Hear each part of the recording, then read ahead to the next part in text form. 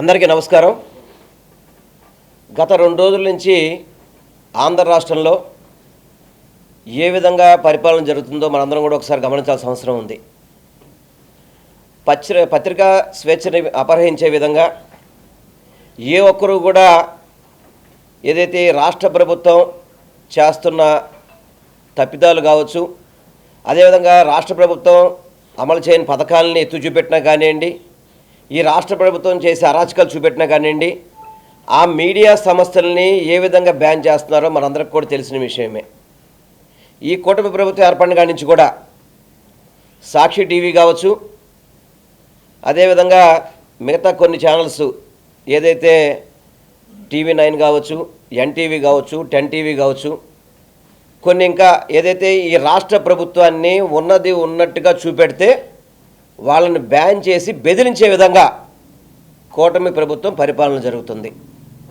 ఎందుకంటే ఇచ్చిన హామీలు ఏది అమలు చేసిన పరిస్థితి లేదు, ఇచ్చిన హామీలు ఏది కూడా ముందుకు తీసుకెళ్లే పరిస్థితి లేదు, అభివృద్ధి అనేది కనీసం కనపడే పరిస్థితే లేదు, అభివృద్ధి అనేది చేసే పనే లేదు. ఈ రాష్ట్రం చూసుకుంటే కనుక అప్పులుబులో మునిగిపోతుంది. దాదాపు 1,50,000 కోట్ల పైన అప్పు చేసినా కానీ ఏ ఒక్క సంక్షేమ పథకాన్ని అమలు చేయకుండా ఉన్నందుకు ఈరోజు ప్రశ్నించే ప్రతి గొంతును కూడా నొక్కేయాలని చెప్పని, ప్రజల యొక్క గొంతుని వినపడకుండా ఉండే విధంగా ఈ కూటమి ప్రభుత్వం చేస్తున్న అరాచకాలిక నిదర్శనమే నిన్న సాక్షి మీడియా మీద, సాక్షి కొమ్మినేని శ్రీనివాస్ గారి మీద కావచ్చు, అదేవిధంగా సాక్షి ఆఫీసుల మీద దాడులు చూస్తుంటే అదే కనపడుతుంది. ఎందుకంటే వాళ్ళు చెప్పుకోవడానికి ఏమీ లేవు, చెప్పినది ఏది కూడా హామీని అమలు చేయట్లేదు. ఈరోజు గతంలో పవన్ కళ్యాణ్ గారు మహిళల గురించి చెప్పారు.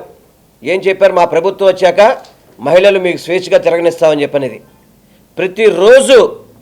ప్రతిరోజు మహిళల మీద అత్యాచారాలు కావచ్చు, మహిళల్ని చంపేయడం కావచ్చు, మహిళలు మిస్సింగ్ కావచ్చు, ఇన్ని జరుగుతున్నా కానీ ఈ కూటమి ప్రభుత్వం కానీ హోమ్ మినిస్టర్ కానీ వాటి మీద యాక్షన్ తీసుకుంటున్నారా?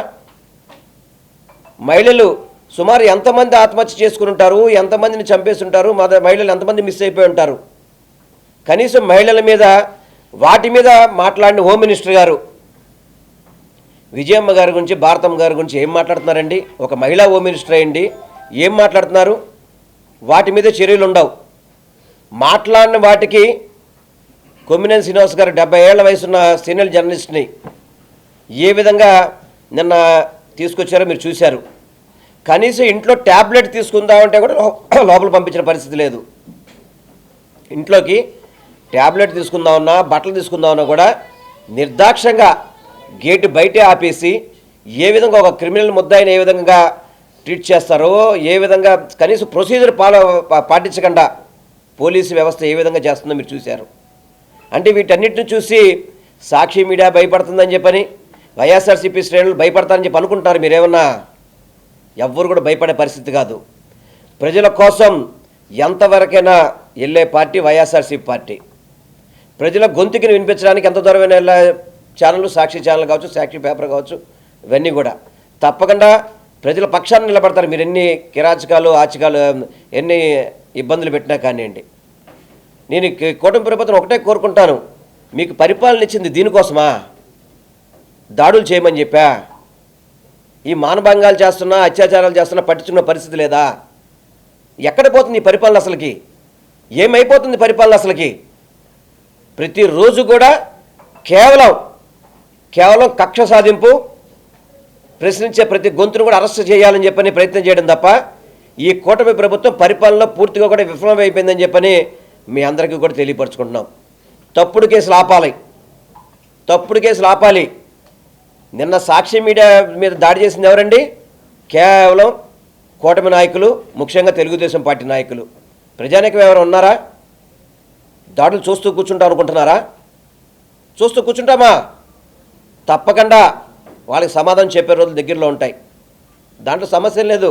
100 రూపాయలు అట్టు పెట్టినమ్మకి అట్టున్నర పెడుతుంది నెక్స్ట్ ప్రభుత్వంలో, చూసుకోమని చెప్పండి. ఎందుకంటే ప్రతిరోజు భయపెట్టడం ఏమవుతుంది? తప్పుడు కేసులు పెట్టి అన్నాళ్ళు మీరు జీవనం సాగిస్తారు. ఎన్ని రోజులు పరిపాలన చేస్తారు తప్పుడు కేసులు పెట్టి? దీనికి ఎవరు కూడా భయపడే పరిస్థితి లేదు. స్వేచ్ఛగా మీరు ఇచ్చిన హామీలు అమలు చేయకపోతే వైఎస్ఆర్సీపీ పార్టీ మీ మీద ఒత్తిడి చేస్తూనే ఉంటుంది. అమలు చేసేంత వరకు కూడా, అమలు చేయకపోతే ప్రజా కోర్టులో మిమ్మల్ని దోషులుగా మేమందరం కూడా నిలబెడతాం గ్యారంటీగా. ఎటువంటి సమస్య లేదు. కొమ్మినేని శ్రీనివాస్ గారు కావచ్చు, మీరు ధనుంజయ రెడ్డి గారు కావచ్చు, ఓఎస్టీ గారు కావచ్చు, అందరినీ అరెస్ట్ చేశారని చెప్పి సంబరాలు పడుతున్నారేమో. మళ్ళీ ఇవన్నీ కూడా రిపీట్ అయ్యే పరిస్థితులు ఉంటాయి. తప్పనిసరిగా రిపీట్ అవుతుంది. ఎందుకంటే మీరు మీరు చేసిన తప్పులన్నీ కూడా ప్రజా కోర్టులో పెడతాం. మిమ్మల్ని అందరూ కూడా ప్రజల ముందు ముద్దాయిలుగా నిలబెడతాం. దోషులుగా కూడా మిమ్మల్ని అందరినీ నిరూపిస్తామని చెప్పి తెలియపరచుకుంటూ ఇటువంటి